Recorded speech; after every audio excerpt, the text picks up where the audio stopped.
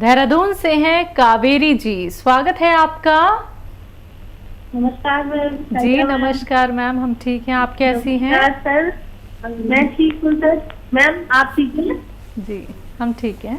First of all तो इतने सारे जो हम प्रोडक्ट यूज कर रहे हैं, मेरा बेटा और मेरे हस्बैंड, उसमें फायदे इतने हैं, इतने कम समय में मई से हमने स्टार्ट किए थे हम्म। और वो आज इतने ज्यादा फायदे हैं कि ऐसा लगता है सवाल खत्म होने लगे हैं पूछने के लिए। लेकिन फिर भी कुछ ना कुछ होता है जो पूछना होता है। जी। कल से मैं पूरी टीम को बहुत थैंक्स करना चाहूंगी जो इतने डेडिकेशन से लगे रहते हैं, इंक्लूडिंग जो पर्दे के पीछे हैं। और आप तो दो हैं ही मेन, राजा मैम और आप सर। एक अस्मा मैम भी है जिनसे मैं बात करती हूँ, वो बहुत ही डेडिकेटेड है।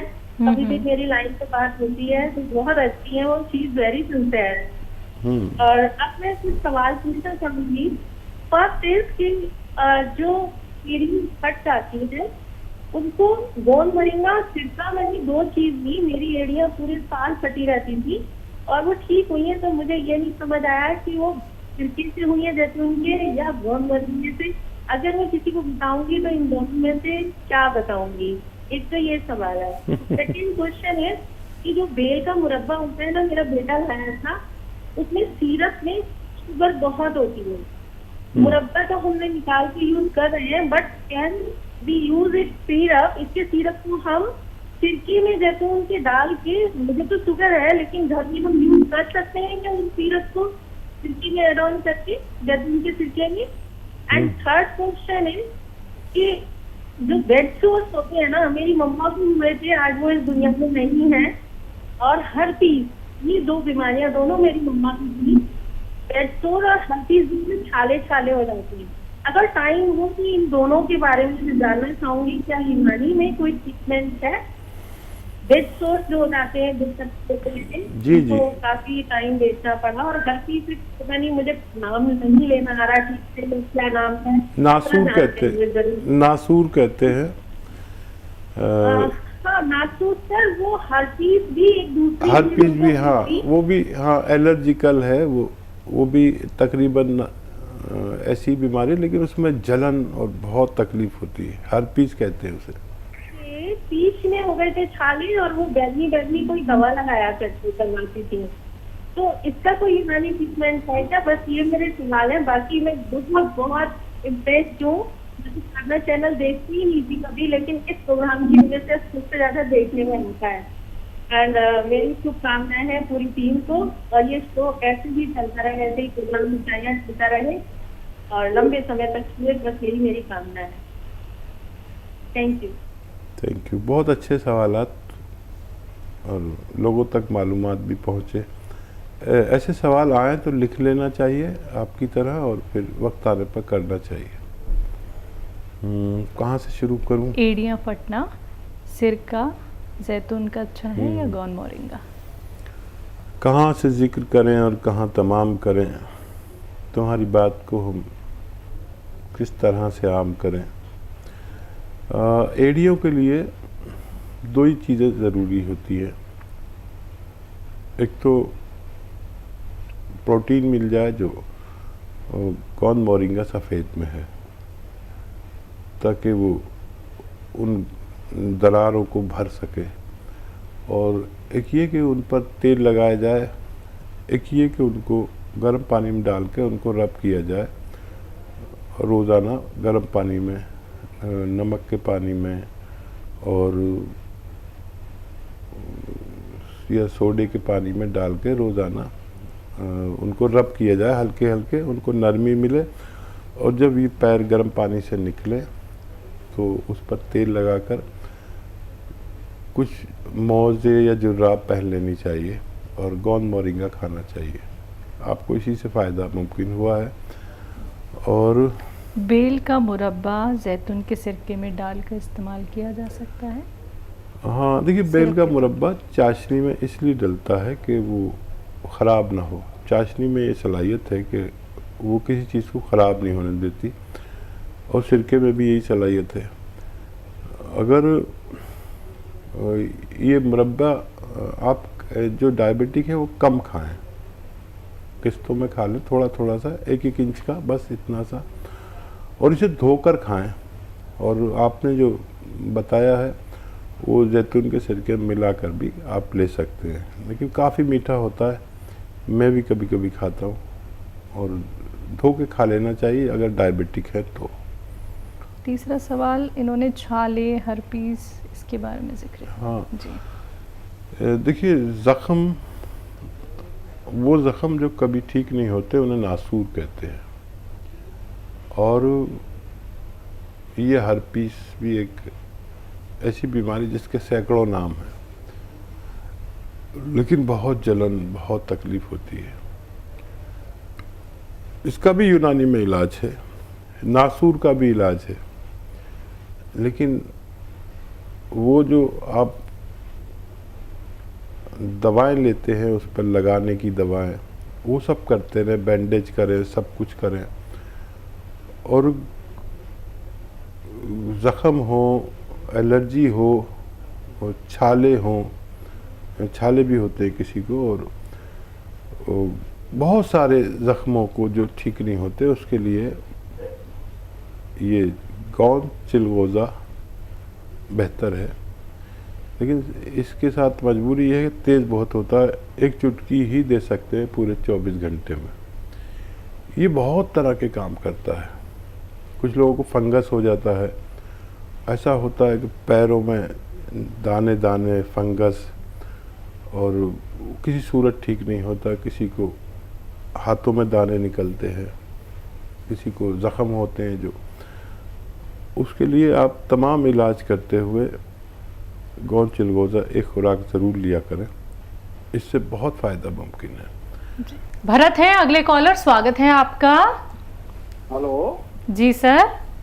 नमस्कार मैम। जी नमस्कार सर। गुरु जी से बात करनी थी। बात कर लीजिए। जी आदाब, स्वागत है आपका, जय हिंद। नमस्कार, जय हिंद। जय हिंद। जी मेरे पेट में दिक्कत रहती है, अच्छा, बार बार लेटरिन लगती है, ऐसा। हेलो जी जी, पूरी बात बताइए। लैट्रिन लगती है, हाँ। दर्द के साथ लगती है, पतली लगती है? हाँ, पतली लेटरिन आती है, कभी कभी एकदम अचानक मोड़ से उठेगी, नेक देर रुक जाओ तो फिर रुक जाती है, और नहीं रुको तो बार बार फिर लेटरिन लगती है। पेट साफ नहीं होता एक बार में, पतली लेटरिन आती है, और आंवसी भी आती है उसमें, उसके साथ में। ठीक है, ठीक है। एक तो आप ऐसे सीधे खड़े हो जाएं और अपने पैर ऐसे जोड़ लें, घुटने भी पास बाजू में लिया एक साथ ऐसे सीधे मिला लें, पैर भी और घुटने भी, और बगैर घुटने मोड़े अपना पैर छूने की कोशिश करें दिन में 5 बार। तो हो सकता है इसी से आपको फ़ायदा हो जाए, दवा की ज़रूरत भी ना पड़े। ये आप 10 दिन करके देखें, और फिर वो नुस्खा अगर ज़रूरत पड़े तो वो नुस्खा लिख लीजिए, इसमें 7 चीज़ें हैं: सौंफ, सौंठ, जीरा, अजवाइन, धनिया, मेथी, और इनको पाउडर बना लें, और इसको पाउडर बनाकर 1 चम्मच खाना है। और एक आता है नमक ज़ैतून, 1 चुटकी 2 गिलास पानी में नमक ज़ैतून डालें, और इस पानी से एक बार पूरे 24 घंटे में ले लिया करें, आपको फ़ायदा होना मुमकिन है। जी, तो बहुत बहुत शुक्रिया कावेरी जी हमारे साथ जुड़ने के लिए मैम, और हमारे प्रोग्राम को हमें दुआएं देने के लिए भी आपका बहुत बहुत शुक्रिया। अगले कॉलर हैं हर्षवर्धन जी, स्वागत है आपका। हेलो जी सर। मैम मेरे 3 सवाल हैं। बताइए सर। मैं यूपी में मुजफ्फरनगर जिले से बोल रहा हूँ। ठीक है सर। जी, मुझे स्लिप डिस्क की प्रॉब्लम आ रही है पिछले 4 महीने से जो है। तो जैसे हकीम साहब ने कहा है कि भाई इसमें गोमथिया ज्यादा काम करता है, तो मैं गोमथिया भी मंगवाया था, और उसके अंदर जो है मैंने महसूस किया कि मेरा डाइजेशन ठीक नहीं है। तो जैसे मैं लैट्रिन जाता हूँ तो महसूस करता हूँ कि शायद उसमें वो एज इट इज जो का तो निकल जाता है जो है। जी, ठीक तो है। उसके बाद फिर मैंने छोटी हरड़ जो है एक नुस्खा बताया था हकीम साहब ने, उसको मिक्स करके उसमें मिला करके, और क्योंकि ये चिपकता ज्यादा है, लिया नहीं जाता आसानी से जो है, तो जो मतलब स्टोर से ये कैप्सूल आते हैं खाली, उसमें भर करके मैंने इसको लिया। तो मैं जानना चाह रहा हूँ कि तो ये तरीका ठीक है या नहीं है, कैप्सूल वाला जो है। कितने दिन से ले रहे हैं आप? ये हकीम साहब मैं काफी दिन से ले रहा हूँ, लेकिन मेरे साथ दिक्कत ये है कि मैं इसको एक ही टाइम ले पा रहा हूँ, रात के टाइम दे रहा हूँ। क्यों ऐसा, और क्या क्या फर्क पड़ा है कुछ? हाँ, फर्क तो महसूस किया है, और थोड़ी सी मैं ये भी कंफ्यूज हूँ कि जैसे डिस्क बाहर निकली जाती है और उससे हमारी नस दबी हुई है, तो ये काम कैसे करता है? मैं इसके बारे में बहुत बार जानना चाह रहा हूँ, आपसे जिज्ञासा है कि ये काम कैसे करता है, मतलब उसको डिस्क को अंदर करता है या फिर जो नस है उसके अंदर फ्लो ब्लड का सही करता है? ठीक है, ठीक है, ठीक है, बहुत अच्छा किया। अक्सर लोग के दिमाग में ये सवाल आता है। और देखिए, डिस्क जो है हमारी इस तरह की है, ये देख रहे हैं, डिस्क ऐसे मन के है, और ये बहुत फ्लेक्सिबिलिटी करते हैं, मतलब जैसे हम यूँ झुके तो पूरी मुड़ जाएगी, वज़न उठाया तो आप बोझ ले लेगी। ये कुदरत की एक अजीब तख्लीक है, ऐसा बनना बड़ा मुश्किल है। तो ये अपनी जगह से जुम्बिश करती रहती है हर वक्त। अब इसके साथ में नसें हैं, स्लिप डिस्क जो कहते हैं, डिस्क को अपनी जगह से जुम्बिश लेने को कहते हैं, सरकने को कहते हैं। अच्छा, ये वैसे सरकेगी जैसे आप सोच रहे हैं, तो आदमी का नीचे का हिस्सा ही ख़त्म हो जाएगा, वो उसमें एहसास ही नहीं रहेगा। वैसे नहीं स्लिप हुई है, बल्कि ये कोई गलती से, वज़न उठाने से, गिरने से, झटका लगने से, एक्सीडेंट से ऐसा होता है। तो अगर हमारे जिस्म पे कहीं भी मार लगती है या ज़्यादा बोझ पड़ता है, तो वहाँ कुछ असरात हो ही जाते हैं, चाहे हड्डी हो। तो ये जो डिस्क स्लिप होती है, यानी अपनी जगह से हल्की सी इधर हो गई, उधर हो गई, तो उसके जद में जो नस आती है, नर्व जिसे कहते हैं, वो उसको प्रेस करती है, बैठ जाती है प्रेस करने के लिए, और जो खून तेज़ी से जाना चाहिए वो कतरा कतरा हमारी टांगों की तरफ जाता है, एक टांग में या दो टांग में। और ये कभी इसको भी दबा लेती है, इस वाली नर्व को, इसको छोड़ देती है। ये आम तौर पे होता है। तो अक्सर मरीज़ कहते हैं इस टांग का तो ठीक हो गया, इसमें आ गया। तो अगर ये अपनी जगह से हटेगी नहीं तो ये ठीक नहीं होती और ये दबती नहीं। तो इसको ये मूवमेंट चाहिए, लेकिन हमारी नर्व जो हैं जब कमज़ोर पड़ जाती हैं तो ये उसको प्रेस करती है। हमारे जिस्म में नर्व ही नर्व है, नसें ही नसें हैं। जैसे मैं बैठा हूँ तो मैंने अपनी लाखों नसें दबा रखी हैं, अपने हिप से लेकर थाई से, लेकिन मेरे पैर सुन नहीं हो रहे। जब ये कमज़ोर पड़ जाएंगे तो सुन होने लगेंगे, या सुबह शाम तक बैठा रहूँगा, कभी हाथ सुन हो जाता है, कभी पैर सुन हो जाता है। तो ये ऐसा सिस्टम है। तो ये क्या करती है कि स्ट्रेंथ देती है डिस्क को भी, स्ट्रेंथ मतलब सख्ती, और नर्व को भी। तो हमारी नसों में और जोड़ों में स्ट्रेंथ हो, शक्ति हो, तो हम सेहतमंद रह सकते हैं। ये दुनिया का बेहतरीन नुस्खा है, आपको मैंने साइंटिफिक तौर पर बता दिया है, और इससे मैंने अपने जीवन में शायद करोड़ों लोग तो ठीक होते हुए देखे। आप भी बस दो बातों का ख्याल रखें। एक तो नुस्खा पूरा लीजिए, आधा आधा ग्राम आप लेते हैं, एक टाइम मत लीजिए, 2 टाइम लीजिए। फ़ायदा आपको शुरू हो गया, अगर 10% भी फ़ायदा है तो छोड़िए मत, और उससे भी ज़्यादा है वज़न नहीं उठाएं, वेस्टर्न टॉयलेट इस्तेमाल करें।